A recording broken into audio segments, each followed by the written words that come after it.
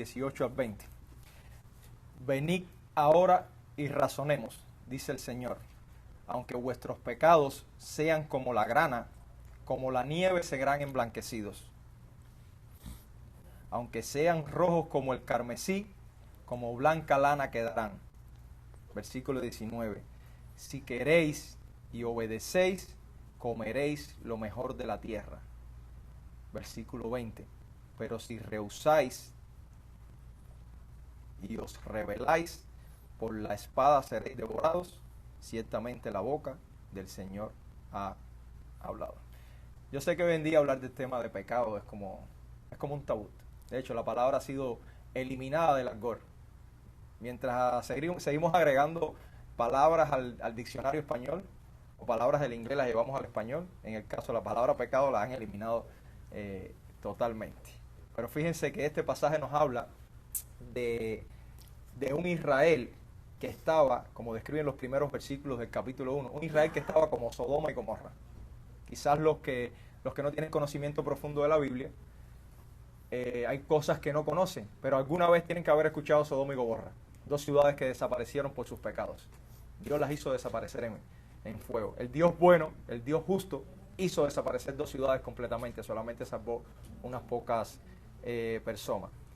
Pero Dios, en su gran misericordia, porque es un Dios misericordioso, en demasía, les llama a Israel a razonar la condición actual en la que ellos se encontraban. Utiliza el profeta Isaías para llevarles ese mensaje. Y basado en su soberanía, le da la oportunidad, como dice estos versículos, de ser limpios, a un solo simple costo. Fíjense que el versículo 19 dice, al costo de querer y obedecer. Son cosas simples, son cosas muy simples. Pensemos en esto por un momento. Desde pequeños, nosotros somos caprichosos. Los que tienen niños pequeños aquí, saben que los niños son perretosos, ¿verdad? De hecho, estos días le dice, si un niño, la palabra de Dios nos enseña de que nacimos en pecado. Los niños desde chiquitos son pecadores, aunque la cultura te diga otra cosa, que los niños son inocentes. Pregúntale a los que tienen niños chiquitos cómo se pone un muchacho cuando quiere algo. Si un niño de 1 año tuviera la fuerza de un adulto de 30 años, cuando coge una perreta, le da una trompa a uno que lo tumbaba. Analícenlo desde ese punto para que vean. De hecho, David lo dice, en pecado fui concebido. Y no habla de la relación entre la madre y el padre, porque la sexualidad no es pecado. Habla de que nació producto, en su sangre traía el pecado, incluso el pecado original de Adán. Y normalmente someternos nosotros a algo o a alguien es humanamente como una muestra de debilidad o redención. Nadie le gusta someterse a la voluntad de otra persona. Cuando vamos a trabajar y tenemos jefe, ¿qué pasa? No queremos entender que tenemos que someternos. No queremos someternos en nuestro matrimonio, los esposos a las esposas y los esposos y las esposas a los esposos. Y mucho menos queremos someternos a la voluntad de un Dios que no vemos. Sobre todo los que no conocen a Dios. Cuando tú le presentas la ley de Dios no quieren someterse. ¿Por qué? Porque el orgullo humano no te deja. Y el orgullo humano casi siempre es autoimperceptible. Tú no lo puedes, tú no te das cuenta. No te das cuenta. Te frena a llevar la voluntad divina. Pero la promesa de Dios, de ese Dios que la Biblia lo conoce, lo habla como el gran yo soy, es única. Y revela que Él nos puede guiar a dar muerte a ese orgullo. Solo Dios te puede llevar a ti a matar ese orgullo, de forma que tú puedas someterte a su voluntad, como le decía, y llevarte a arrepentirte genuinamente de todo lo malo que tú hayas hecho, dicho o pensado, porque a veces nada más vemos las cosas malas como lo que hacemos o lo que decimos. La Biblia enseña que todos los malos pensamientos también son pecados, de cualquier índole. Nada de eso es de agrado a Dios. Ahora bien, Jesús promete y Dios promete en Isaías que solo a través del arrepentimiento, ahí lo dice, que solo a través del arrepentimiento nuestros pecados van a ser llevados del rojo grana, ese color rojo intenso que representa sangre, que en Jesucristo representa sangre de liberación, pero que en esos tiempos representaba muerte, y nos lleva ¿de qué? Al blanco carmesí, que representa la pureza. Solo entendiendo que debemos arrepentirnos de todo eso. Y esto, Dios es tan bueno que la promesa la promesa se extiende mucho más.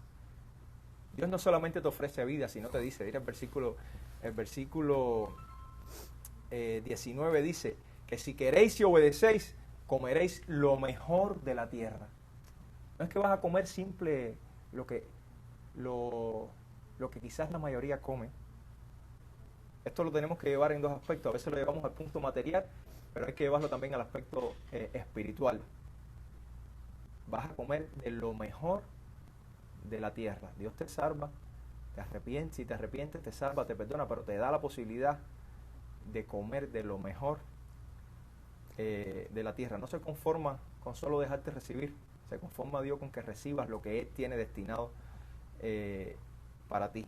En contraste, dice la palabra de Dios, si tu respuesta es rebeldía a Dios, ese Dios bueno, ese Dios justo que todos conocemos, ese Dios que es amor, pero la palabra justo quiere decir que si tú no obedeces tienes algo que asumir. Te dice, ciertamente la boca del Señor ha hablado, muerte eterna y separación del amor de Dios es el pago en consecuencia a su carácter que es justo y que es santo. En buen cubano les voy a traducir, porque la mayoría somos cubanos, no todos. Allá tenemos a Tila, bienvenida Tila, estábamos extrañando.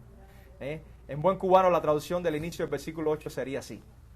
Te diría, ven acá y vamos a aclarar las cuentas que tenemos pendientes. Así diría Dios si estuviera en Cuba hablándole a los cubanos. Y continuaría de la siguiente forma. Has hecho lo malo ante mis ojos, por tanto estás condenado a morir en pecado.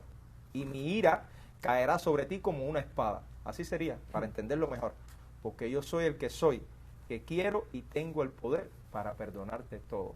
Es un balance entre aceptar la voluntad de Dios, arrepentirte y ser perdonado, o no hacerlo, ser rebelde, y que la ira de Dios sobre la cual está el mundo actualmente caiga sobre ti.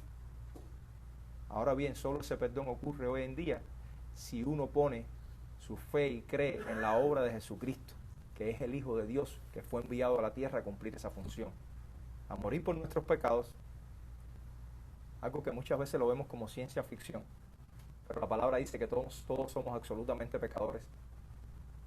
Si no piensen nada más cuánto no mentimos a diario. Y la Biblia dice que con uno que tú violes, ya has violado todos los mandamientos. ¿Cuánto conocimiento nos robamos a diario?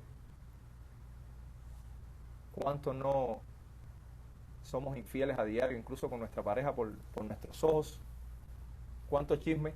Este es el pecado que cuando todo el mundo empieza, yo no soy infiel, yo no miento. ¿Y chisme?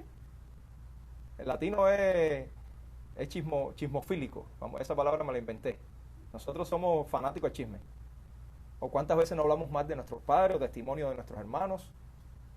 Sin embargo, Dios te ofrece eso. Aceptar por fe el sacrificio de Cristo en la cruz, su obra redentora, y vas a ganar la vida eterna en vez del infierno que muchas personas no quieren hablar y que es tan real. ¿Crees que hay un trato más justo que este de parte de Dios? El Dios que creó todo lo que vemos, absolutamente todo lo que vemos. La respuesta correcta es no. Dios siempre es justo y su trato es 100% justo para con nosotros. Dios les bendiga.